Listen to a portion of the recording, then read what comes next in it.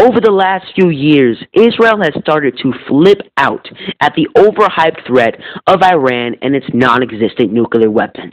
Now, I have never addressed this specific topic on Progressive Talk Daily, but I'm sure you guys have heard plenty on this issue from the mainstream media and many of our politicians.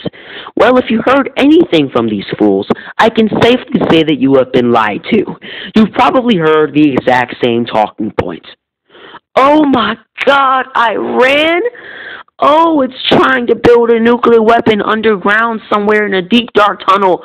Oh, it's going to attack Israel and Boringtown, Kansas, and Obama's doing nothing about it.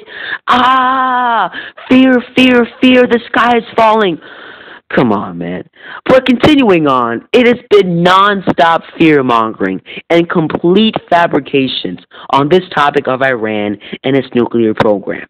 Now, what is really going on? Iran is not trying to develop a nuclear weapon. The entire purpose of its nuclear program is to create energy. Yes, it wants to generate some electricity, just like most of the world is now trying to do with this entirely new field of science, quantum mechanics, which, by the way, opened after you people dropped nuclear weapons in the first place on Japan. Just saying. Now, we know that Iran is simply trying to create energy because the task forces that are responsible for investigating Iran's nuclear program has said repeatedly, Iran is not trying to create a weapon. They've said repeatedly it is simply trying to generate electricity. And even Israeli intelligence agencies, who have snooped over Iran's nuclear program for years, have come to the conclusion that Iran is not trying to create nuclear weapons and has no nuclear weapons.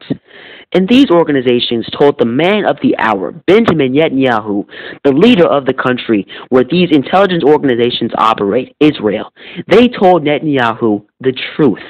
Iran has no nuclear weapons, and they are not trying to build one. And what does this fool do? He creates chaos and controversy in the American political climate and spends 45 minutes in front of a packed Congress lying to our faces about Iran having a nuclear weapon. Oh my God. However, what did he say that was right in a speech full of lies and fabrications? Well, he said that Iran supports Hezbollah, which is a terrorist organization that works hand in hand with the likes of ISIS and Al-Qaeda. Yes, that is true. He also said that Iran has openly stated that they want to destroy Israel. Yes, that is true. Both of these things are absolutely horrific, of course. But by the same token, Iran has fought a variety of terrorist organizations in the Middle East, and it has really been one of the only sources of peace in this chaotic region. So, of course, Iran is a very gray area in terms of its foreign policy. But for Netanyahu to continually fearmonger over Iran as if it's about to blow the world into smithereens is absolutely ridiculous. However, that is what he did for the entirety of the speech. And you have to point out that the U.S. and Israel continue to push the buttons of the Eastern powers, Iran, Russia, and China.